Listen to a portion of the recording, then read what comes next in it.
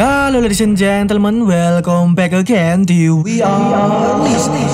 Terima kasih buat kalian yang sudah mengklik video ini dan enjoy the story. Dan gak usah berlete-lete lagi, langsung aja kita lanjutkan alur cerita Legend of Martial Immortal episode 41. Let's go Avalanche!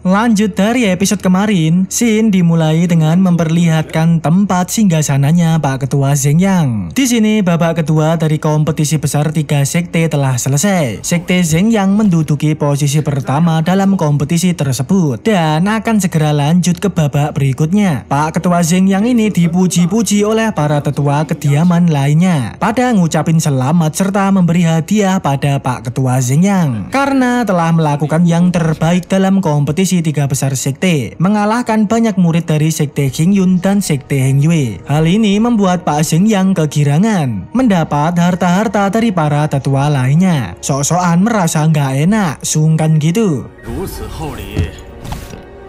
Dan menyadari bahwa sekte Zeng Yang memiliki performa bagus, para tetua lainnya mengatakan, apakah memungkinkan jika murid andalan mereka ikut bergabung dengan sekte Zeng Yang? Lalu Pak Ketua Zeng Yang menjawab, semua tak perlu khawatir, sekte Zeng Yang-ku sangatlah luas dan selalu menyambut semua talenta. Wah, so iye banget ya Pak Zeng Yang ini. Setelah itu segeralah para tetua lainnya pamit cabut dan Sin berganti memperlihatkan tempat singgahnya sekte Hengyue. Di situ Aceng ini nampak sok-sokan acting melas, meminta belas kasihan di depan kawan-kawannya. Aceng mengatakan, di antara 4 teratas dalam kompetisi 3 sekte tidak ada tempat untuk sekte Qingyun. Aku satu-satunya dari sekte Hengyue. 3 sisanya adalah murid dari sekte Zeng Yang, Si Ningsu, Huayun, dan Hanjun. Sebelumnya aku sudah menyinggung ketua Zeng Yang dan lainnya. Jadi nggak peduli siapa lawanku dari sekte Zeng Yang, semuanya akan menjadi pertarungan hidup dan mati. Dan ya, dengan akting suramnya ini membuat para kawan-kawannya langsung sukarela memberikan sedekah pada Aceng. Kelakuannya benar-benar membanggongkan. Setelah itu, Ketua Hengyue berkata pada Aceng, kompetisi 3 sekte kali ini, kau bisa sampai sejauh ini dengan ranah human esensi. Sebenarnya sudah cukup membanggakan. Bahkan jika ingin menyerah sekarang, sekte Hengyue juga tidak akan menyalahkanmu. Aceng menjawab, Ketua sekte, aku pasti akan mencapai final dalam kompetisi kali ini. Ya, Aceng ini bertekad untuk showcase, balas dendam pada sekte Zeng Yang, menunjukkan pada semua orang bahwa sekarang ia bisa freestyle, murid top andalan sekte Hengyue. Apalagi Aceng ini masih nggak bisa melupakan kenangan suram pada saat diputusin Ningsu. Jadi kali ini Aceng harus beraksi, bikin mantan nyesel 7 turunan. Dan scene berganti di keesokan harinya. Kompetisi akan segera dimulai. Arena sudah ramai orang-orang. Terlihat bapaknya Ningsu langsung menginfokan 3 orang dari 4 teratas berasal dari sekte Zeng Yang. Agar adil, Aceng akan mengambil nomor undian sendirian, mendapat lawan random dari sekte Zeng Yang. Segeralah Aceng mencomot nomor undian. Yang kali ini dia mendapat lawan murid andalan nomor 2 dari sekte Zeng Yang, yaitu Mas Huayun, berada di ranah Genuine Solar, 1 tingkat lebih tinggi dari Aceng, membuat para penonton semakin tertarik seperti apakah single tersebut nantinya. Sebelum duel resmi dimulai, Aceng sempat meminjam pedangnya Mas Liu Yi murid nomor 1 di Sekte Heng Yue. Tampaknya Aceng ini ingin balas dendam pada Mas Huayun karena sebelumnya Mas Liu Yi diponteng-ponteng habis-habisan oleh Mas Huayun. Dan tanpa berlete-lete lagi, segeralah pertandingan dimulai. Aceng versus Mas Huayun. Yang bisa kita lihat, Mas Huayun memilih beraksi duluan, meluncur berupaya menjotos si Aceng. Sedangkan si Aceng, walaupun kekuatan ranah beda 1 tingkat, tidak membuatnya deredek, malahan dengan sangat santuy menahan semua jotosan Mas Huayun. Membuat Mas Huayun akhirnya tersadar, sepertinya Aceng memang bukanlah orang sembarangan, harus bertarung lebih serius lagi. Alhasil Mas Huayun mencoba mengeluarkan jurus goibnya yang disebut Raungan Badai Pedang. Jurus yang mengeluarkan gambul, angin puting beliung. Sedangkan untuk Aceng, dia menggunakan pedangnya Mas Liu Yi untuk meluncurkan jurus yang disebut Pedang Astral Langit. Dengan mudah menghancurkan jurusnya Mas Huayun. Setelah itu, sekarang giliran Aceng untuk beraksi. Gantian maju tak gentar, berupaya ngeponteng-ponteng Mas Huayun menggunakan teknik seni bela diri jarak dekatnya.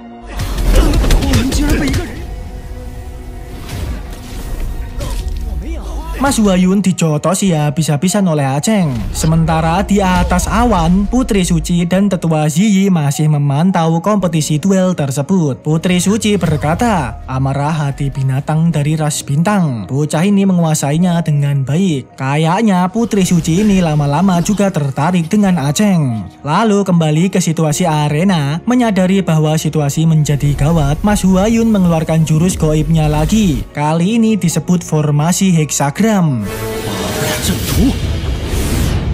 Yang tak disangka langsung membuat kekuatan Mas Huayun meningkat. Bahkan Aceng aja sampai mencelat terpukul mundur. Dalam situasi itu, Aceng mencoba mengaktifkan mata saringannya,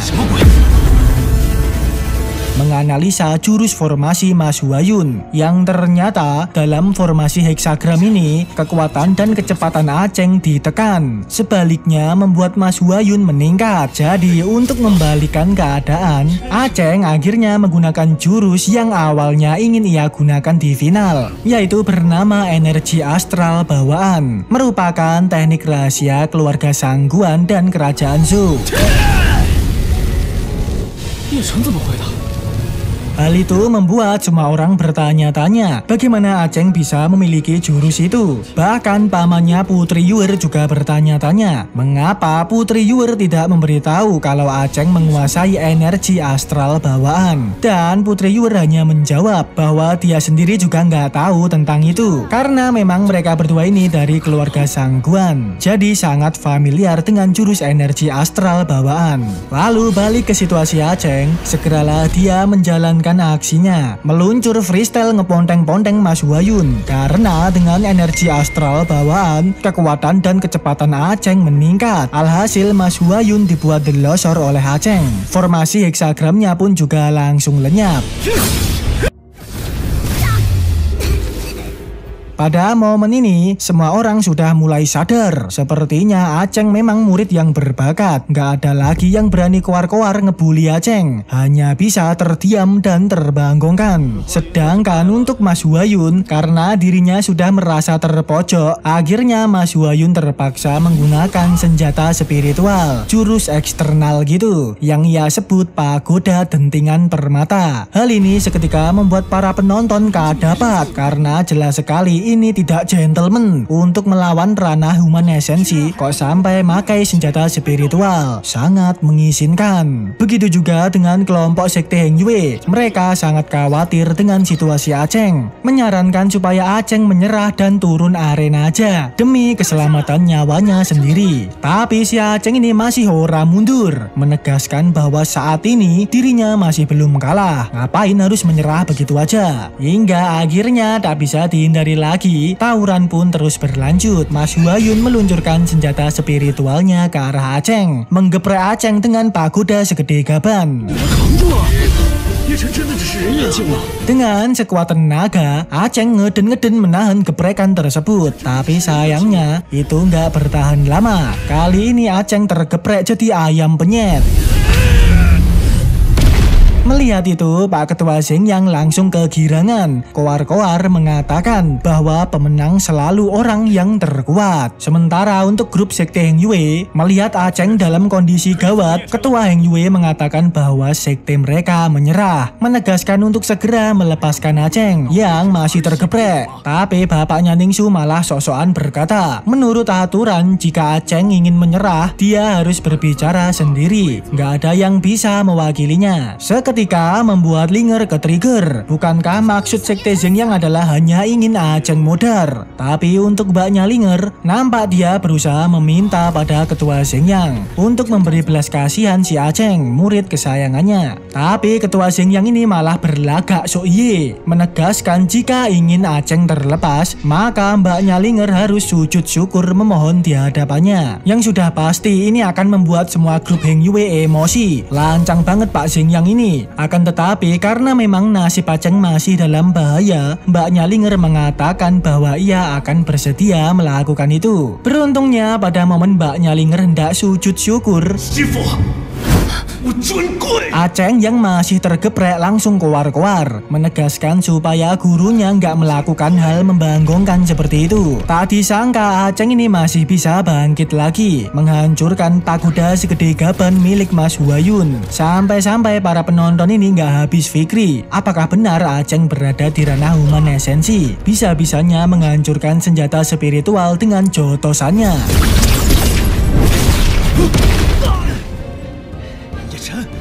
Dan daripada berlete-lete lagi, Mas Huayun akhirnya menggunakan jurus keramat andalannya lagi. Jurus yang sama seperti dia mengalahkan Mas Liu Yi. Dan ya momen inilah yang Aceng tunggu-tunggu dari tadi. Dia mengatakan, hari itu kau mempermalukan Mas Liu Yi. Hari ini aku akan menggunakan pedangnya dan teknik andalannya untuk membuatmu delosor di TKP. Ya ternyata Aceng ini juga akan menggunakan jurus andalannya Mas Liu Yi. Akan terjadi lagi adu dua jurus andalan Yin Yang, sama persis seperti pertarungan Mas Liu Yi sebelumnya. Dan segeralah mereka berdua ini saling meluncurkan serangannya. Seperti biasa mereka saling kuat-kuatan, hingga akhirnya kali ini Aceng beneran mengalahkan Mas Huayun.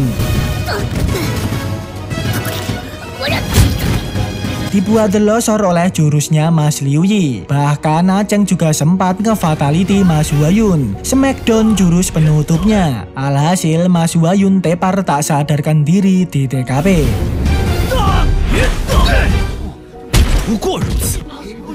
Setelah itu, dengan songongnya Aceng koar-koar. Apakah murid andalan nomor 2 Sekte Xingyang hanya seperti ini? Tepar di hadapan ranah human esensi. Dan episode pun bersambung, ladies and gentlemen. Terima kasih buat kalian yang sudah menonton video ini sampai habis. Kalian benar-benar andalan.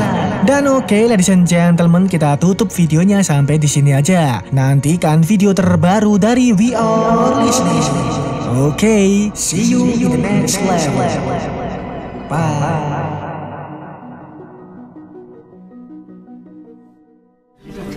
这叶晨算是彻底出名了。